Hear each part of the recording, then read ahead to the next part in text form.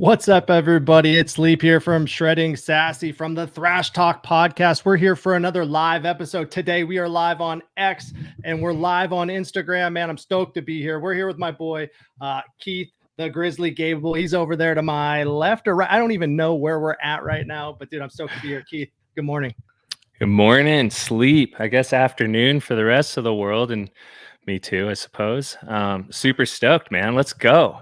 Heck yeah, man. It is afternoon, dude. I don't even know what time it is half the time. We're doing this at different times. I can't wait till we can lock it in and put something out. But this is our second time doing a live stream. And man, it's fun. It's really fun to work through and learn this platform and grow. I think we're going to keep getting better and better. Yeah, I'm super pumped. As always, we took a little break a little while back. We both had life to deal with. Not in a bad way, just a lot of stuff going on. Transitioned out of the winter into summer. And yeah, here we are. We're back. And excuse me. Just to throw this out there, give a big shout out to our sponsor, Shredding Sassy. And what that is, we are brought to you by them, by the way. What that is unifying a global community of shredders to shape the future of action sports together. They are unifying, highlighting highlights of Shredding Sassy, essentially to aim and build a global action sports community to shape the future. They reflect the progressive approach to evolving the sport also together. This is a community. They're super rad. Everybody in there, nothing but a ton of love. Sorry I haven't chatted with y'all in a while. Like I said, life has been busy, but we're super stoked to be here and to be brought to you by Shredding Sassy. Yeah, for sure. Shredding Sassy is really cool. I mean, they brought you and I together, and they brought you into this community. They brought us all into this community of people that kind of are into the same things. We're into action sports. We're into getting out there, trying something new, trying something different, and really pushing ourselves beyond, the ability that we have today and growing. So I'm really excited. But another thing that Shredding Sassy does is they're all about sharing the love and sharing the Shaka. Shaka right now is a cryptocurrency of sorts with a total goal of reaching 1 million people. Right now, Shaka has 100,000 holders. Yeah, you got that right. There are 100,000 Shaka holders out there, but we want to grow it. We want more. We want 1 million Shaka holders. When you think of the Shaka, you think of it as a universal symbol of love, of friendship, of mutual respect, born in Hawaii, and now embraced by the world as this giant movement for positivity and solidarity. So Shaka was a currency that Shredding Sassy dropped. And during this space, we're going to be giving Shaka away all throughout this space. We're going to be putting QR codes up in the upper corner over by Keith, where you see the Thrash Talk logo right now. There'll be QR codes popping up throughout this space. Those QR codes are going to be a first come, first serve. You're going to scan that with your phone and you're going to go in and you're going to claim the Shaka. If you go in and it was already claimed, somebody scanned it before you. So being here live, being here right now is important to claim that. And you know what? I'm going to kick it off right now. For everybody watching, go ahead and scan that QR code if you're watching live and go ahead and claim your Shaka. But Keith, we got all the business out of the way, man. Let's talk about you. Let's talk about me. How's your week been? Dude, my week's been awesome. The weather's been pretty great. It's been hot for us here. We're pushing about 100 degrees Fahrenheit. Ooh. For our folks over across the pond, it's Fahrenheit. So it's been warm here, especially for where I live. Generally, we get a couple weeks of that warm weather, but some storms have been rolling through, cooling things down. It's nice and chilly in the morning, which I like because it keeps my cold plunge nice and cold. But yeah, week's been great, man. I've been really just hammering away on some projects that I'm really excited to announce at some point here in the near future. And, starting the day with the cold plunge, getting myself to jujitsu, and then training my butt off for snowboarding. It's been really busy. My boy just started, he just started golf lessons. And I mean, a week ago, he could barely hit the ball and now he's already smacking it. And pretty cool, man. His putt's getting there as well. So it's been a great week. How about you? Let's go, man. I actually started my son in golf lessons very recently as well. Man, you can get youth golf clubs on Facebook Marketplace here in Texas. I don't know about other places. You can get them for 5-10 bucks. Like, it is not expensive at all. But it's been fun to watch him. He's a lefty out there. He swings a baseball bat left-handed. He plays hockey left-handed. So, we had to get them to lefty golf clubs. But I want to go back to the cold plunge. I want to ask you about it because what is it? Heat shock proteins, cold shock proteins. How long have you been doing the cold plunge, and are you dumping ice in there every morning now that it's summertime, or are you just going out, hopping in, and sitting there for a few minutes? Yeah, the cold plunge, man, the bane of my existence, it seems like.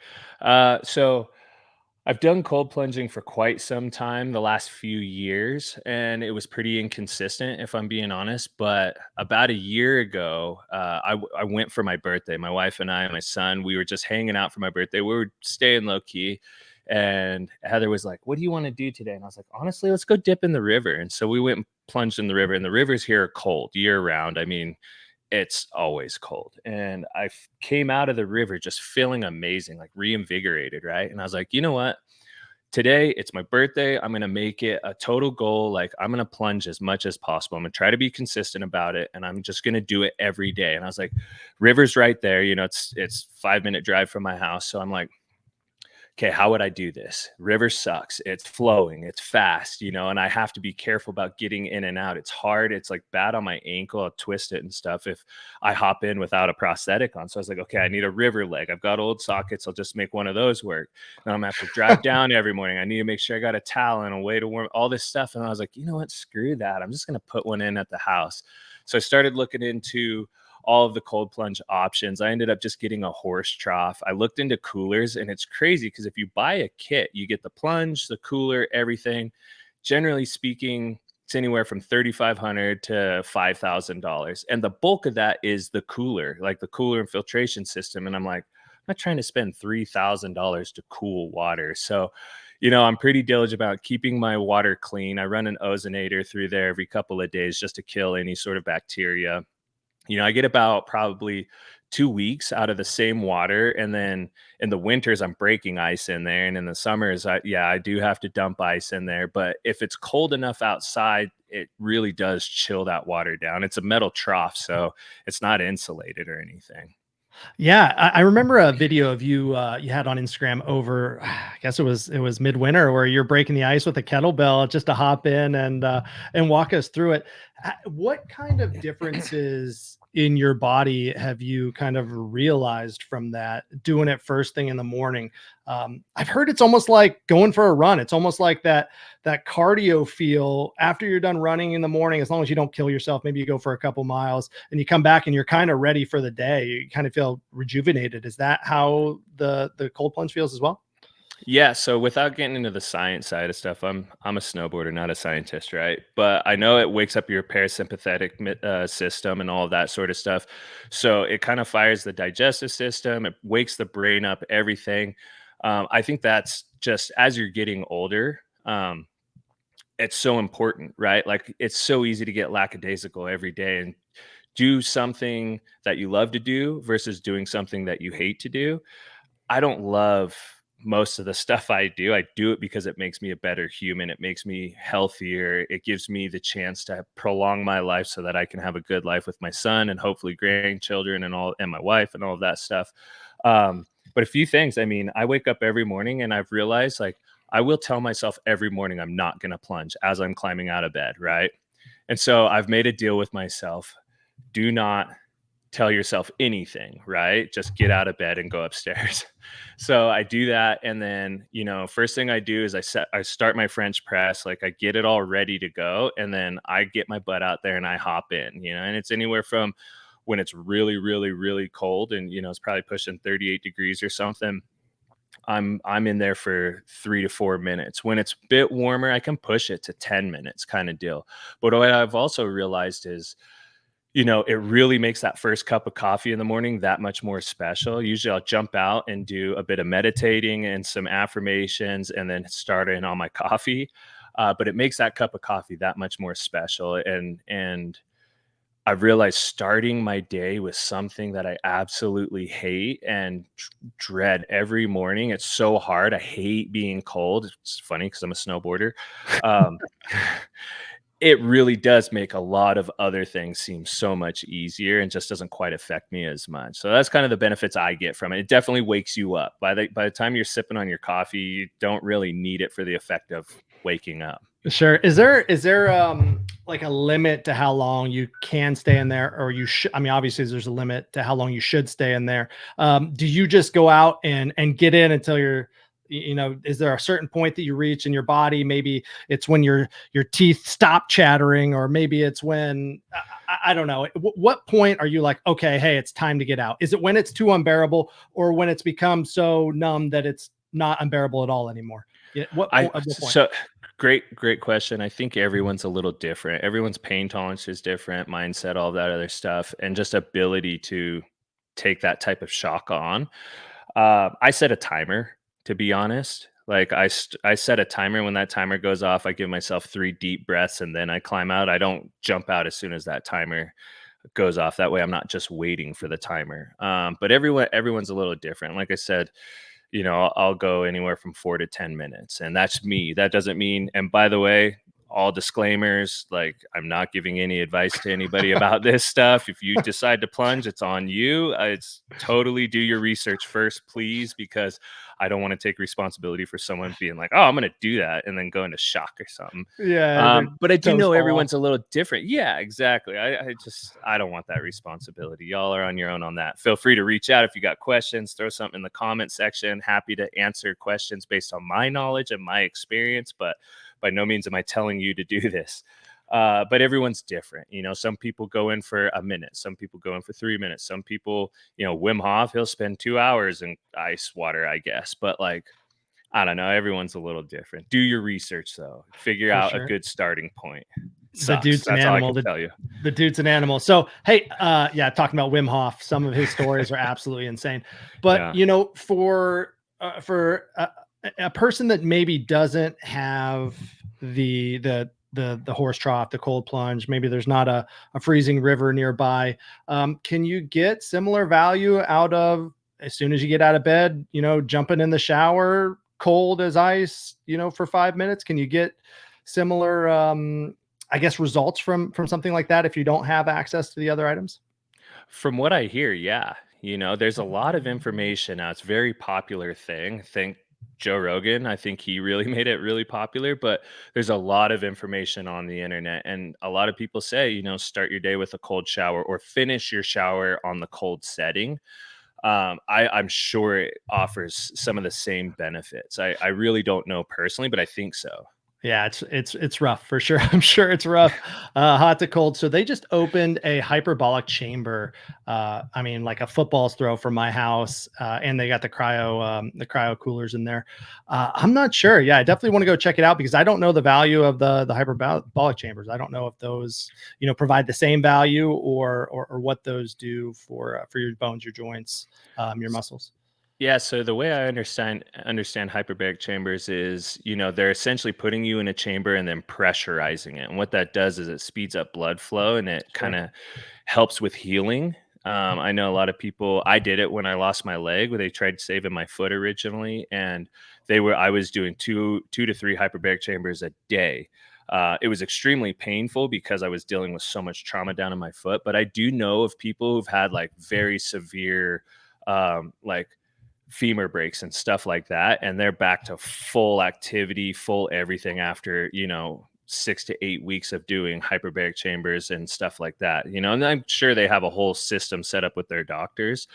But yeah, I mean that is super beneficial. And what it does is it just pressurizes you. It's like scuba diving, and it starts to speed up the blood flow and all of that kind of stuff.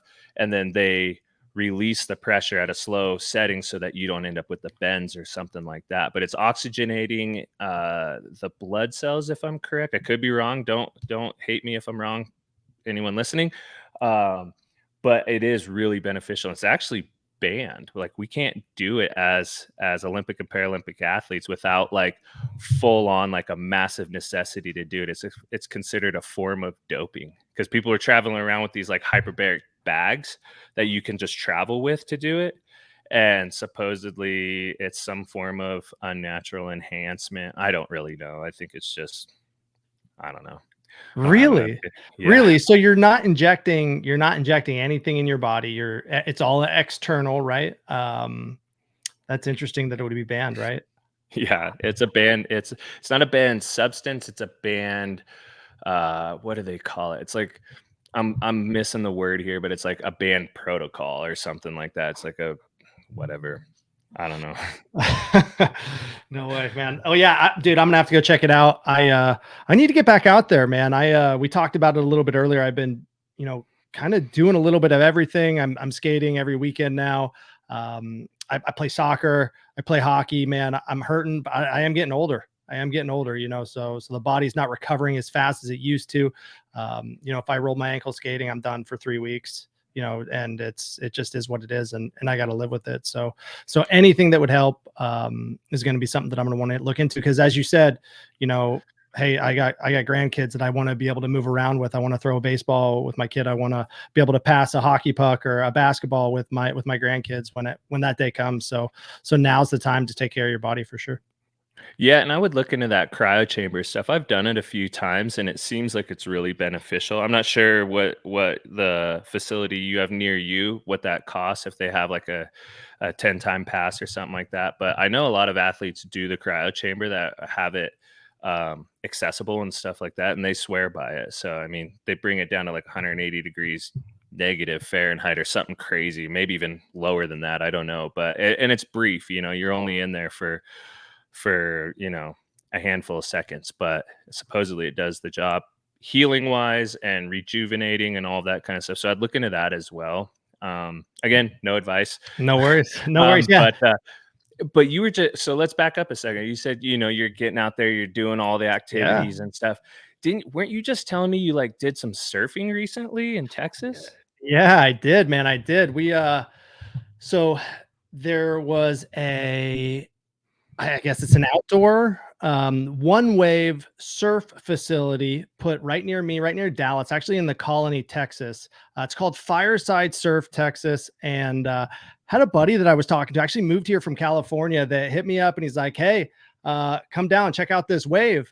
And I had surfed, I've surfed in Hawaii, I've surfed in Northern California, but I mean, when I say surfed, I mean, caught 3 waves a day on the longest, fattest board I could find, that was, pretty much like cheating if I caught the wave, right? Catching the wave Right. was the hardest part. And if I caught the wave, I was pretty much golden to ride it for a little bit at least. So this was absolutely a different experience. And I actually do have it pulled up and I want to show you what it is, because it's wild. It's like, it takes out all of the hard work out of the surfing experience. You don't have to paddle in. You don't have to, time the wave just right. It's something where you just kind of can hop into. And I'm going to pull it up right now and show you. I'm not going to show the video of me because I was a little weak. I was a little weak, but I'm going to show you a video of what it looks like and how dope of a time it was. And you'll definitely be able to see it. When I first showed up and was ready to ride, I went out there on like a trial type effort where it was myself and my daughter and a friend and his kids, and it was supposed to be this kind of fun experience. And in 40 minutes they had like 12 people out there. I got 5 rides and barely stood up for 10 seconds per ride. It wasn't very long at all. You can see this guy just ripping back and forth on the wave, dude, just crushing it. But what this place does, Fireside Surf, every Friday and Saturday night, they do an adult session from 10 p.m. to 1 a.m. It happened to be Friday night when we went. And I said, all right, dude, I only got two times in. Honey, when you go home, we're going to put the kids to bed. I'm coming back and I'm like learning this thing, man. I'm going to be able to go back and forth. So I went back and like surfed straight, probably, I don't even know how many runs I got, probably 30 or more. And probably maybe way more. I just kept going, when my turn came up, and by the end I was able to carve back and forth again, not able to rip and spray like this guy, but it was an absolutely wild experience. Dude, that's so cool. It just shows you like it gives you the opportunity to learn how to control the board underneath you. That's one of the downsides, I guess, of surfing out in the ocean is like you've done your part, you've got behind the break, you've even caught the wave, and then you go to make a turn or something and the board slips out and you slam and you're going over, this is cool though. It gives you a lot of repetitions, it looks like. And I feel like that's half the battle with any sport is just getting the reps in, right? Yeah, I would say most definitely, and it was a great experience, and I can't wait to get down there and do it again. I actually told myself, hey, once every 2 weeks, you're gonna go and hit one of these 10 p.m. to 1 a.m. sessions. And again, I have a buddy that's going to be able to go with me. He's a great surfer, and we're just going to rip back and forth. And there's a couple pros there. There was this girl that was on the pro tour. I didn't catch her name. It was Maddie something, and she is absolutely shredding this one wave, getting air. I mean, I don't know a whole lot about surfing to tell you what they're doing, but they're doing 360s, and it was really cool to see. And I can't wait to get there, learn more, and hooefully be able to bring some people into our Shredding Sassy community and kind of spread the wealth and spread the knowledge base around. Maybe get some hookups in the future. So I'm excited. Yeah. Yeah, dude, that's sick. I love innovative technology. I definitely want to try to get out to like Waco or something at some point and try one of those waves. So that's completely different, right? Because at Waco, they come in sets, right? I think they come in like 6 waves, and you do have to paddle in, right? Six waves from the right, 6 waves from the left. So yeah, once I get down on this, and you come down maybe for a speaking engagement or something, we can meet in Waco together and have a rip. Yeah, I'd love that. I'd love that. I was supposed to go a few years ago with Noah Elliott, and it ended up we couldn't quite time it right, and then they had some sort of issue with the water or something, and so it ended up not happening. But I definitely want to do it. I want to be a decent surfer. It's so hard. It's one of those things that's just like it's Living so soul cleansing, like you're actually like, especially in the ocean. I mean, you work your way out behind the break and you figure that piece out, and then I've learned to sit back there and just kind of calm down, spend, I don't know, 20 minutes or so just kind of enjoying the fact that I got past the hard part, and just sit there and watch the sets and all of that. And there's something about it. I mean, the ocean is so unforgiving. Like the ocean don't care. Don't care if you're a man, woman, child, you got one leg or not. Like ocean don't care. It's an unforgiving beast. And something about just becoming one with the wave is such a cool feeling. When you finally catch one and you ride it, it's just like the most glorifying, like, oh my God, I finally did it kind of feeling.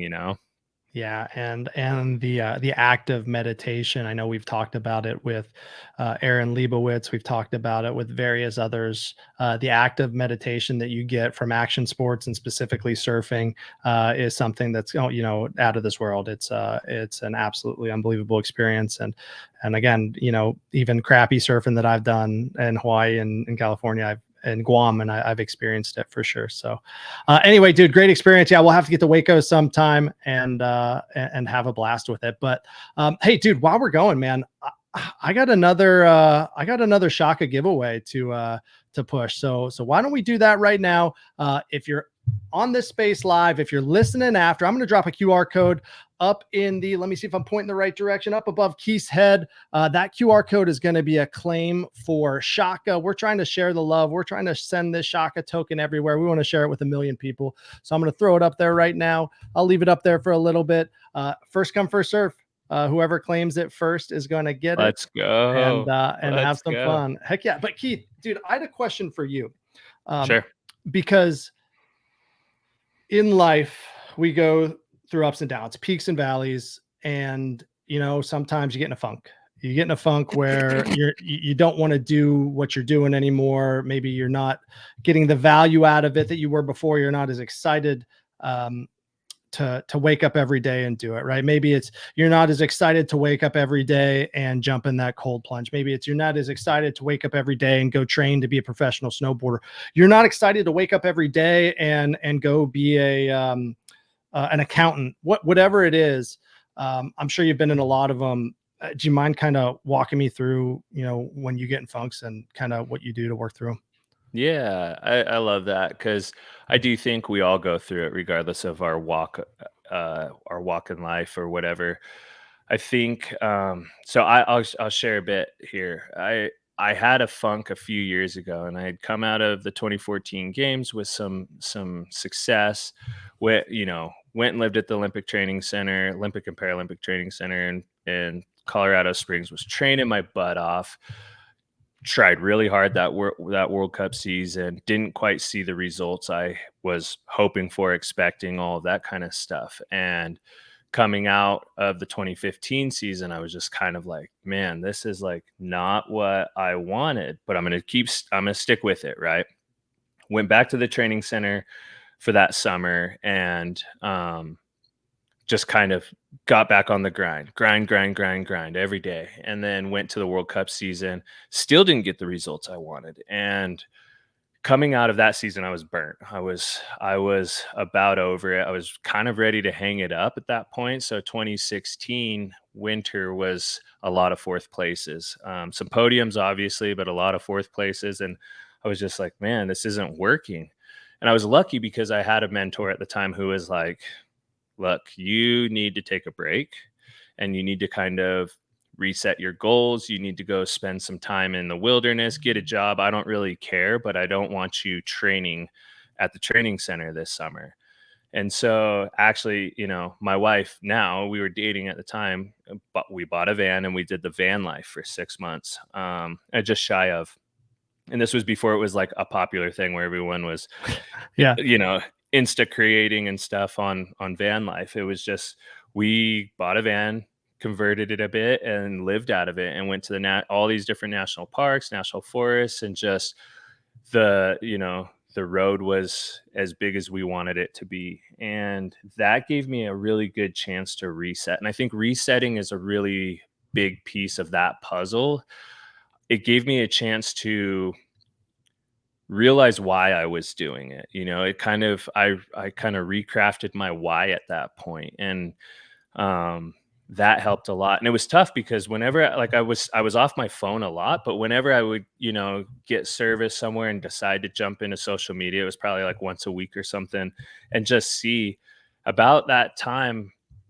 At some point, like a lot of the friends that I had that were living at the Olympic Training Center with me over the last couple of years were qualifying for their games. And I was like, all of a sudden, I was like, I need to turn around and move to the training center immediately. And there were a couple tough nights sitting around a campfire going, what do I do? Do I stay on this path or do I go back and train more? And I decided to stay on that path, obviously, and make it through the summer. And, I got my training in other ways, but it was really good to have a mentor, coach, all of that stuff tell me like, hey, we see the potential in you. You need to see the potential in yourself, and these little failures that you're marking down as failures and not necessarily seeing the victories within those, they're only holding you back. They're only bringing you down, and you need to recharge yourself and figure out why you're actually doing it and decide then. Like, wait till the end of the summer and decide if you're going to come back. And about that time, also, I had a teammate of mine, Evan Strong, who introduced the book, The Four Agreements by Don Miguel Ruiz. It's a self-help book. It's a great one, though. And it talks about these agreements, 4 agreements that you have within yourself, with yourself. You make these agreements and you just live by them every day. And one of the agreements, I've been kind of pushing this out on my social media stuff, but one of the agreements is being impeccable with your word.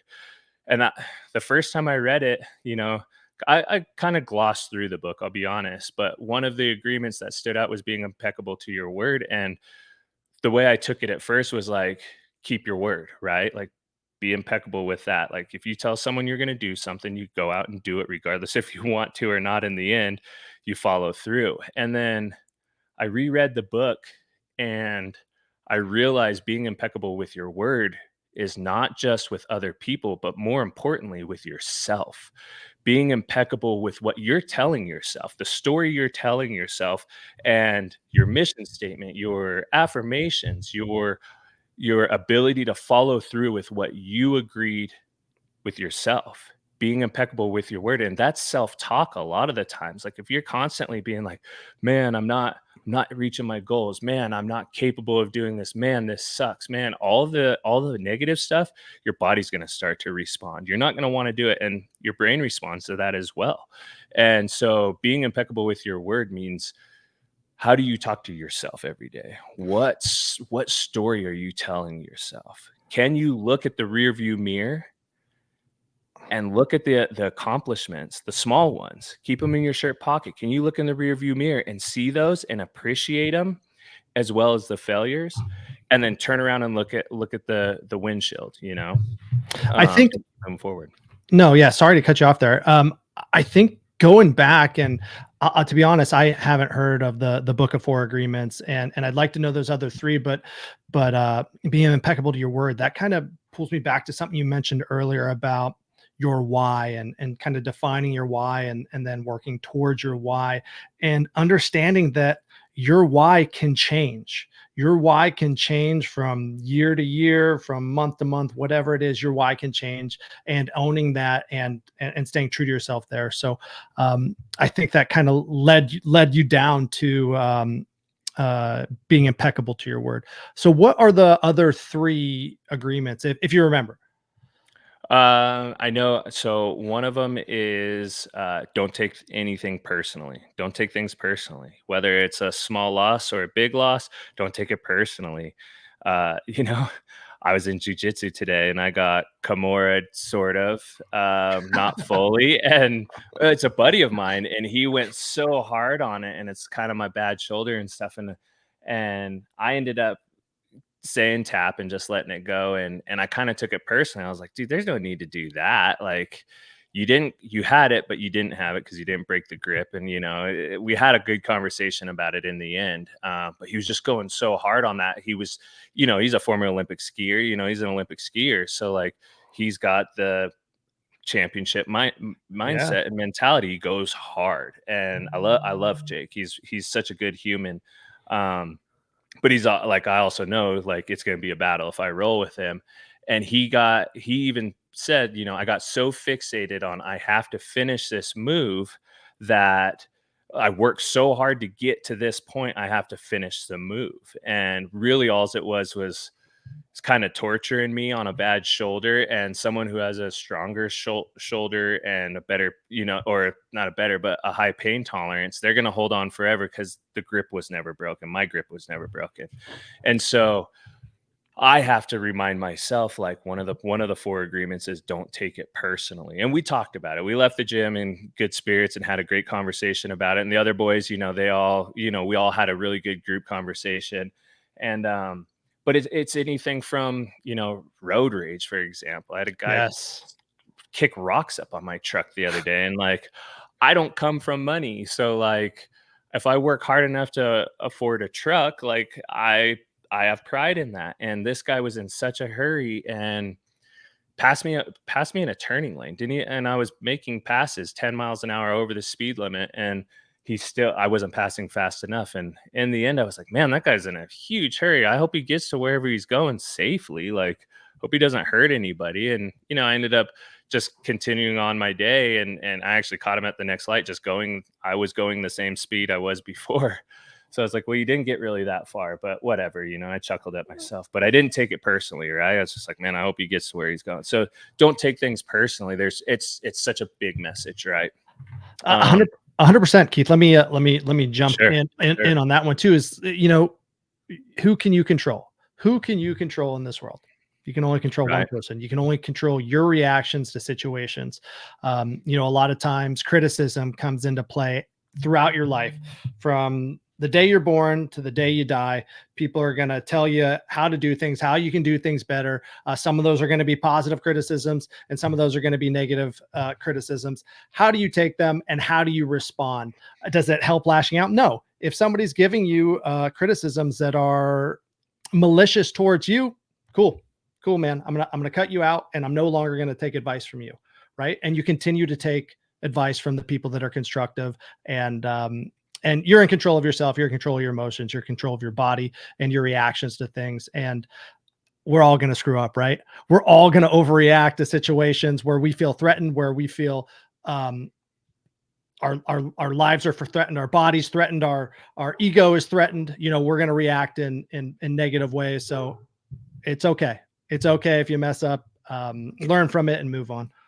Absolutely, and I couldn't agree more. It is kind of one of those cliche messages of like you can only control yourself or whatever your reaction, but it's so true. There's a reason why it's a cliche, is because it's important enough that everyone says it, right? And you've got to be able to control that. And the ego is one of those things that the ego ain't your amigo, friend. Like a lot of the time, it will get you into bad situations, and if you're already in a bad situation, it'll get you into a worse one. So, not taking things personally is such a big piece. I'm a passionate guy, right? I live my with my heart on my sleeve, and I live this life with fury, right? Like just in the sense of like everything I do is with energy, and I'm trying to transition that energy to more like a love energy and just trying to spread positive vibes out there. And if people like it, cool. If they don't, cool. I'm not taking it personal either way. If someone disagrees with me, great. Let's have a conversation about it. Maybe you can see it a little more from my perspective, or maybe I can see it a little more from your perspective. But I don't necessarily at this point like take anything personally, because at the end of the day, that's not going to help me get to the end goal of whatever it is, you know. So another one of the agreements is don't make any assumptions, right? Don't assume anything. Um, that kind of plays into a lot of things, right? Like don't assume that person that needs to pass isn't in a hurry because they're trying to get to an emergency, or don't assume they are either. You know, don't assume everyone's, you know, a jerk, or don't assume everybody's out to get you. Like there's so many things. So don't assume anything, right? That's a big one that I found a lot of help in my own, because again, I am a passionate guy, and someone disagrees with me, it's very easy to assume that they just don't like me, or they're just trying to be, you know, a thorn in my side, or any number of things, when really it's just a different shift in perspective or view. And so if I don't assume something, it opens the door to ask questions, right? And then the other one is always give it 100%, right? Always do your best, whatever that may be. Do your best. Show up and do your best. Give it 100%, no matter what. Today's 100% may not look like yesterday's 100%, and tomorrow's 100% might not look like today's 100%. But giving it 100% every day, doing your absolute best, will help you find progress. It will help you hit the goals. It will help you on your path of whatever it is, whether it's financial goals, whether it's career goals, whether it's family goals. Just give it 100%. Show up. Half the battle. The other half is putting in the effort. You know. And Go this ahead. all ties together. This all ties together with your why. With we're gonna get in funk sometimes, and it's gonna be hard to give it 100%. So what do we have to do? We have to revert back to our why. Is our why still valid? Do we need to change it? Are we being impeccable to our own word? You know, it is all tied together, man. And I'm glad you brought this up because I saw I think it was a post yesterday, maybe it was earlier today, about giving it 100%, and you talked about some of your colleagues athletically, and what they've done and how they've given their 100% and the accomplishments that have came from it. And it's been cool to see. I mean, you can give your 100% as a dad, you give your 100% on the job, you give your 100% every time you're behind the wheel of your car. Doing this show with you, we give it our 100% every day because we want to better ourselves. We want the challenge, and we want to grow. Dude, I love this, and I love how it's all integrated. Yeah, yeah. So thanks for mentioning the post. Go give it a like or argue with me. I don't care. Like let's get some views on that thing.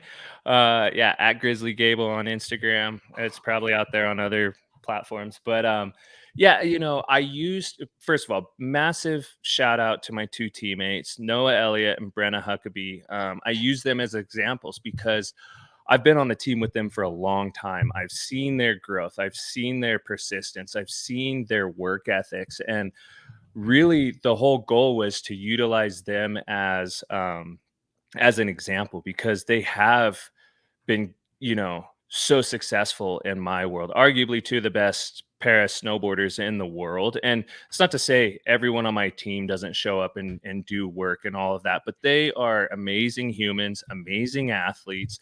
They're great parents. They are people who show up every day and give it 100%. You know, Brenna just won her second SB for best athlete with a disability. I mean, amongst other athletes that give it 100% every day. So it just goes to show, right? And then Noah got nominated and chosen for Best Adaptive Athlete of the Year for the state of Colorado. And I mean, these are markers, right? These are little tokens, I guess you could say, that show what they've done and how successful they've been. But it doesn't, to me, it speaks more to their ethic and their character of they show up. They do 100%. So I utilize them. Actually, I got permission beforehand, and kind of explain like, hey, I want to use your likeness and image on socials to kind of push this little message. Do you mind? And got their permission before doing it. But yeah, I mean, just amazing athletes, and huge shout out to them. I love seeing their progress and their growth, and the future is bright for these athletes. Everyone on my team, but definitely those two. They've just been a dominant force, and it's because they show up. At least in my opinion, it's because they show up and put in 100% every day. For sure. Talking to Noah, we were lucky enough to have Noah on one of our early episodes of Thrash Talk. If you can see that bottom scroller, follow us on YouTube at Shredding Sassy. At Shredding Sassy on YouTube, we have our Thrash Talk show that is up there. You'll be able to see the show with us and Noah. The guy lived a crazy life, was on his way to become a pro skateboarder. Had a child as a teenager, and then lost his leg to cancer. I would be love in the future to have Brenna on here. I know that maybe that's something that we can kind of make happen in the future, that you can kind of set up, but it would be cool to hear her story as well. And it kind of seems like the para snowboarders have the SB on lock for the last few years for athlete with a disability. What do you think? Yeah, I mean, we're not getting a ton of recognition elsewhere. So Yeah. if SBs is giving it to us, like awesome, and last year it was Zach Miller, and what was it? I think the year before was maybe Mike Schultz, and then I was nominated, didn't win it. Don't know if that says anything about me, but didn't win it. And then the year before, I want to say Brenna again, or maybe she was that Mike Schultz. Schultz got one as well. I mean, we have a talented team.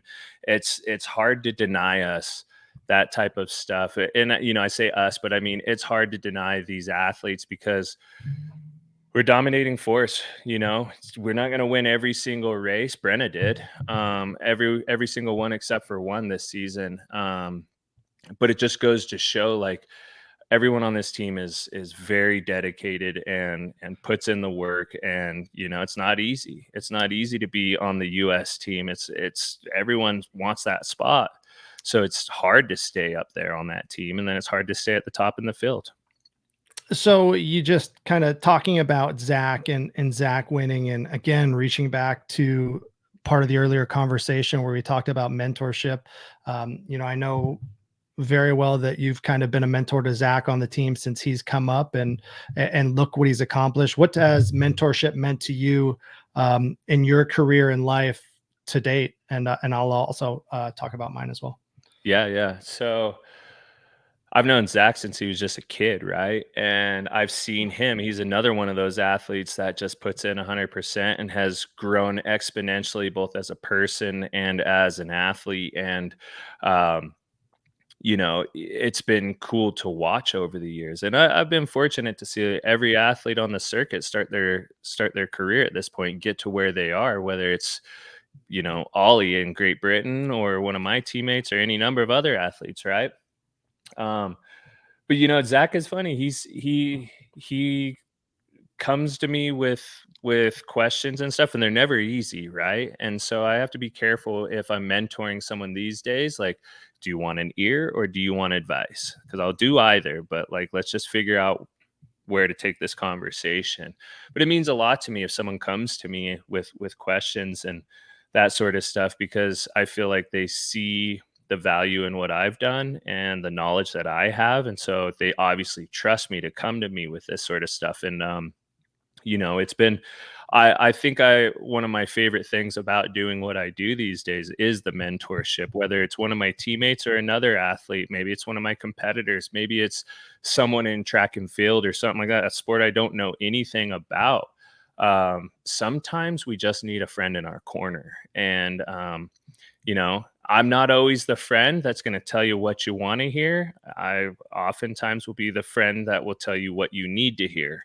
And so that's why I don't try to offer advice unsolicited, for the simple fact that I'm going to tell you what you need to hear. So if you don't want to hear it, just let me know ahead of time, kind of deal. But it means a lot to me. I love seeing people's success. I love knowing that, like, man, they might have not even showed up at the competition. And then after some conversations, all of a sudden they go out and win it. Like, man, that's so cool to me. Yeah, let's hear about your mentorship. Well, I'm going to ask one more question before we go over to mine. But like, is formal mentorship a program within? And I don't know the governing bodies of Team USA and Team USA para sports. Is formal mentorship in the curriculum at all? Did they assign, seasoned athletes with new athletes to prepare them for events like the Olympics, like World Cups, national or world championships? Do they assign people? I assume that it happens unofficially. Is there anything official though? Not that I'm aware of. Not that I'm aware of. Usually, it usually starts with a conversation at a dinner table or something like that. Maybe at a training center or something like that. Maybe you just sit down with some other athletes and you hit it off, kind of deal. And next thing you know, you're chatting. You know, I don't know if there's anything official. There should be. It would be a Yeah. great opportunity for people to pass along some knowledge and other people to learn knowledge from those others. Olympics are coming up here pretty soon in Paris, and I watched the gymnastics trials. My wife was a gymnast and all of that. My son was going nuts on all the flips and stuff. And one of the things I thought was so cool was Simone Biles. There were a handful of athletes that made the team, and a lot of them gave flowers in this, metaphorical flowers to Simone Biles, because she's been mentoring them. She saw them at a young age and started with a simple message in their Instagram, kind of deal of like, great job, hit me up if you have any questions or anything like that. And now some of these girls have made the Olympic team. So that's generally how it starts from what I know, and Yeah, it's great. And I could see the value. Sometimes formal mentorship programs don't work out, right?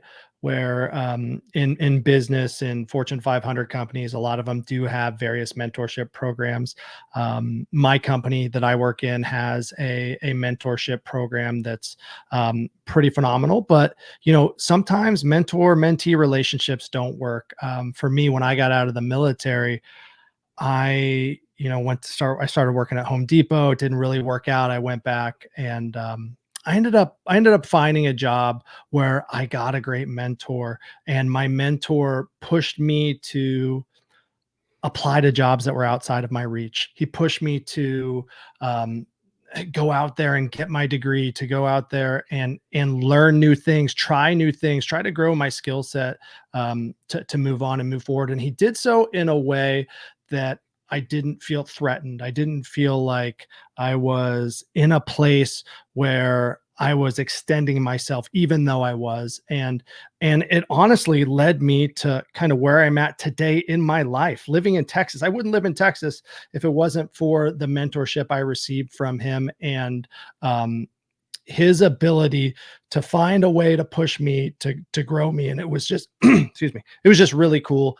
And now I try to emulate that in others, again knowing that sometimes the mentor mentee relationship's not going to work, but when it does and when it clicks, man, it's golden. And it's really cool to hear that Simone Biles is doing it that way. And I think others should be. And well, I think it would be pretty cool for Team USA to have that. And I also wanted to say, we just signed my daughter up for a mentorship program for soccer. So being a young athlete and kind of dealing with parents, dealing with coaches, dealing with referees when you're, playing at a more competitive level is kind of heavy, can wear on them. yes, yeah, So the program is called Female Footballers, and it's run by a couple girls out of Berkeley, or they had went to college in Berkeley. Some of sick. them, yeah, some of them went on to play professional women's soccer. A lot of the mentors played. I think all of them played in college at least, and they pair kids up with a mentor, and then they go through a whole curriculum with them over the summer when you're not really in season, to kind of handle these situations where you're receiving criticism, when you're playing poorly, setting real smart goals. I was kind of looking through one of the slides and it talked about smart goals, and my daughter's 13 and loves soccer, loves everything about it, but you know, has a hard time dealing with dad, right? When I'm trying to help her, or dealing with mom, and sometimes, you know, we're not the best for that. So finding somebody that's been there, that's done that before, and who has been successful, maybe made it to the top, maybe made it close, has been a really cool experience, and I'm really excited for her to kind of be getting it for someone else. So mentorship's huge, and I'm excited to hear that that you are that you're an active mentor. Yeah, thank you. I really appreciate that, and I see the value in it, right? And it sounds like that program is just amazing. I mean, there needs to be more of that type of stuff out there. And I kind of wanted to backtrack just a little bit. You said that your mentor got you to kind of reach out without making you feel that way. Do you care to share, like, kind of the process of that, or how he did that? Was it a certain way he spoke to you, or the words he actually said, or? Yeah, absolutely. It was all about communication and building and developing a relationship to get myself to believe that I am capable of doing it, right? You know, we get in this situation, even you know, my daughter, with like, oh, there's no way I'm going to be able to juggle the ball 50 times in a row. There's no way I'm going to be able to, you know, complete my electrical engineering degree. There's no way I'm going to be able to reach this manager's level job. But for a mentor to believe in you enough and be able to explain it in a way that you can believe in yourself enough to reach there, and to go out and try. You know, you're applying for a job that's two steps above you. Go in there with the right expectations to help you prepare to receive, to have the right expectations, to say, hey, this is a risk, you know, but what do you have to lose, you know, and to do so in a way that you feel comfortable, that you feel confident, and that win or lose, you're going to be successful. Yeah, I love that. I love that. That's so cool. It's so cool that he took the time with you.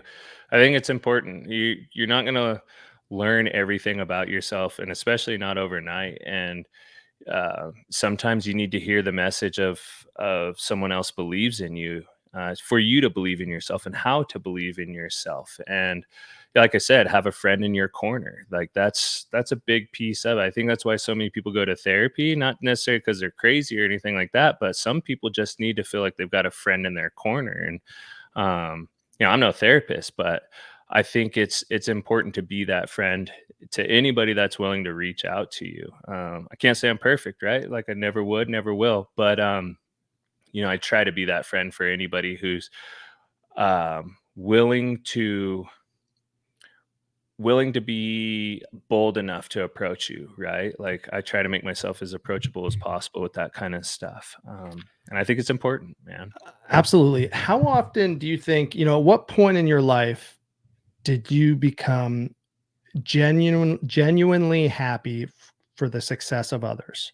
And I hope that makes sense. Like right now in my life, and you know, maybe for the last 20 years, not 20 years, how old am I? I'm 37 now, you know. So at least from all of my 30s, you know, genuinely anytime a friend of mine or a colleague or a mentor saw success, you know, I am so genuinely happy for them, so stoked, like almost more happy than I would have got the success. But at a younger age, in my 20s, you know, there might have been some jealousy, there might have been some ego, like, oh, dude, I see what this guy's doing, I can do that, you know, why am I not doing that? At what point in your life do you think you kind of reach that? Because I mean, it's a cool feeling, it's a cool feeling just It to be is. like, so I get so happy for people. It's almost insane. Like, dude, why are you so happy? Chill out, man. Right. No, it's a great question. It's a kind of a tough one to answer. Full transparency, first of all, I'm in an individual sport, and I travel the world with some of my biggest competitors. Sometimes we room together, that kind of stuff. Um, I would say probably around that 2016 range. somewhere in there. Maybe after Sochi, it started to open up my eyes, 2014 to 2016. Those were a couple tough years, obviously, because of what I shared earlier, just not hitting the success goals that I wanted to hit. Um, but I grew up with a chip on my shoulder, and I would say my first couple years of snowboarding was literally I had the success I had out of spite for people who told me, I was a loser, and people who told me that I couldn't make it in this world, and like just any number of reasons. I wanted to prove every person wrong. And that also meant, my fellow competitors, i.e., my teammates and other people. And at some point, like I said, it's a tough question to answer because I don't know exactly. Um, at some point, while we were living in the van and stuff like that, like if you weren't in my sport, I was absolutely stoked for you, right? Like become friends with these people and seeing their success. And so it's kind of a blanket Sure. deal. There's a bit of a veil there because yes, I was super stoked for other people, but not necessarily the people that I was competing against. But I did a lot of soul searching in 2016, and it's been a long process. It's a constant practice, if you will. And one of the biggest things is kind of like letting go of the ego a bit. And not to say I don't have an ego sometimes. Like, yeah, you kind of have to stand on the top. Like Oh, you have to know me you're the too. best at some days and all that kind of stuff. Like it truly is that. Like you have to believe in yourself that much. But at the same time, that doesn't mean that you can't be pumped for someone to do something also, and that is a big piece of the puzzle is being stoked for my teammates and friends on the circuit. Like these days, I mean, dude, if you beat me, awesome. If you won, even better. Like I'm so pumped for anyone these days. And I think a lot of it has to do with like seeing their progress throughout the years. Going from an athlete that didn't even have a chance to be a top 10 contender, all of a sudden is on a podium. I'm like, damn, like I'm pumped for them. Like that's so cool.